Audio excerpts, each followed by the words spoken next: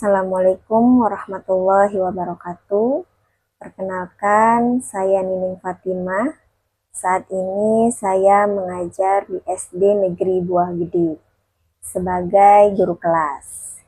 Baik, di sini saya akan menanggapi topik diskusi sesi 1, di mana di situ ada 2 artikel yang harus saya tanggapi dari beberapa pertanyaan yang ada.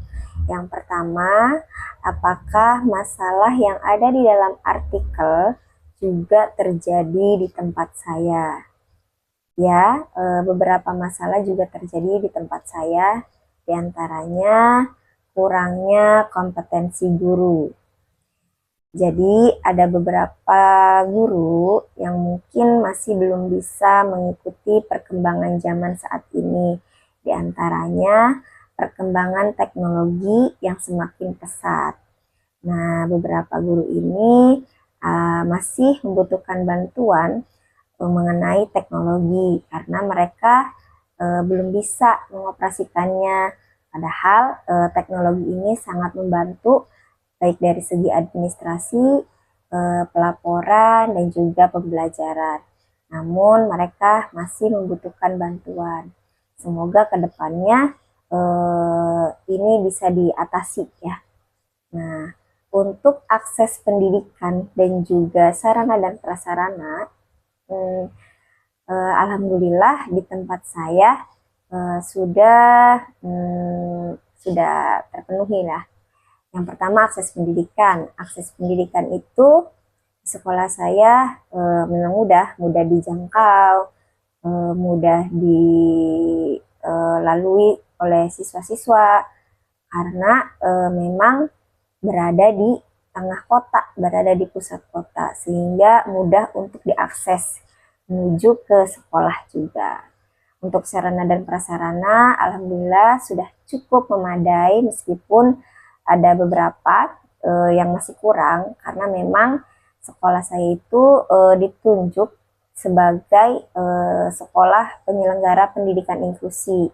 Namun dari sarana dan prasarana masih belum dianggap memadai karena untuk anak berkebutuhan khusus ini memerlukan sarana dan prasarana yang berbeda.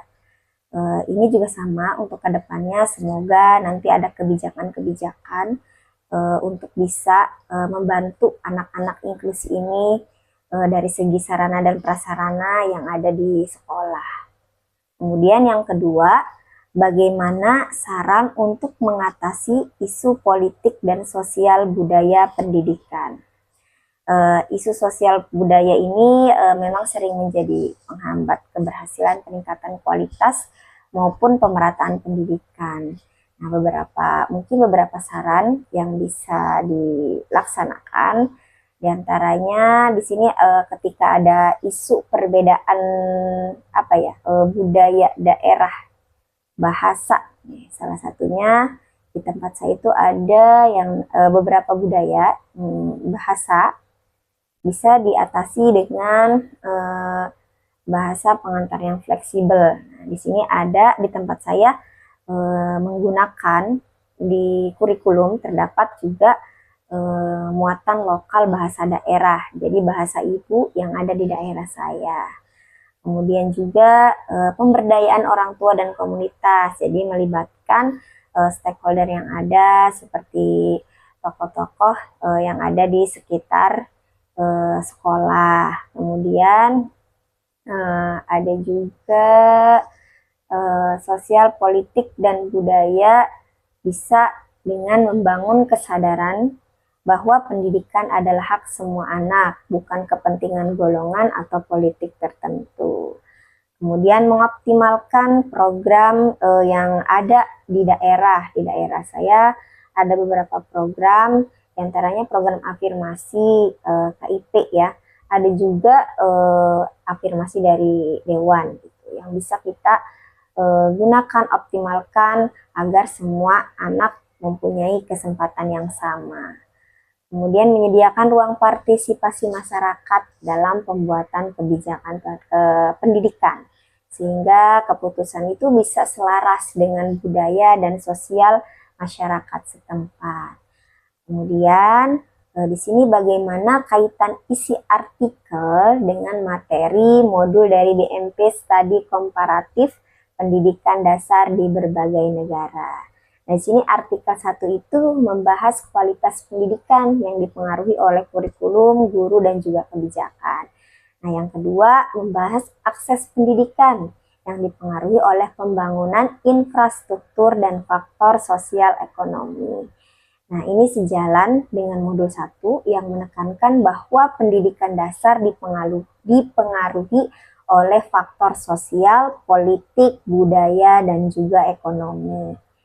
Nah, kemudian di sini dari perspektif komparatif, artikel yang kedua itu menggunakan contoh negara berkembang sesuai dengan pendekatan komparatif untuk melihat bagaimana kondisi pendidikan di pedesaan berbeda di pedesaan berbeda dengan perkotaan atau negara maju. Dan artikel pertama memberikan gambaran Indonesia dalam konteks global sehingga bisa dibandingkan dengan negara lain dalam mewujudkan Sustainable Development Goals. Di modul 1 ini kan menekankan kepentingan memahami bagaimana tiap negara membangun pendidikan dasar dan kemajuan bangsa. Nah, artikel 1 dan 2 sama-sama menunjukkan bahwa bukan sekedar akademik, tapi juga alat pembangunan berkelanjutan, pemerataan sosial, dan juga peningkatan kualitas hidup. Nah, jika isu global yang bisa dibandingkan antar negara ini, tantangan ketimpangan akses, kualitas guru, keterbatasan sarana, dan perbedaan budaya ada di banyak negara berkembang. Nah, setelah dari studi komparatif bisa melihat bagaimana negara lain mengatasi masalah serupa dan mengadaptasinya di Indonesia. Jadi, kesimpulannya terkait materi modul di sini, karena keduanya itu memperlihatkan faktor-faktor sosial, politik, ekonomi, dan budaya yang mempengaruhi pendidikan dasar, di mana artikel 1 menekankan kualitas dari segi pembangunan berkelanjutan, artikel 2 menekankan pada akses pemerataan, kemudian juga melalui pembangunan infrastruktur dalam perspektif komparatif. Ini menjadi bahan refleksi untuk melihat bagaimana berbagai negara menangani isu serupa, lalu membandingkan kebijakan dan praktik terbaik yang bisa diadaptasi di Indonesia. Nah, mungkin cukup sekian tanggapan dari saya. Terima kasih. Assalamualaikum warahmatullahi wabarakatuh.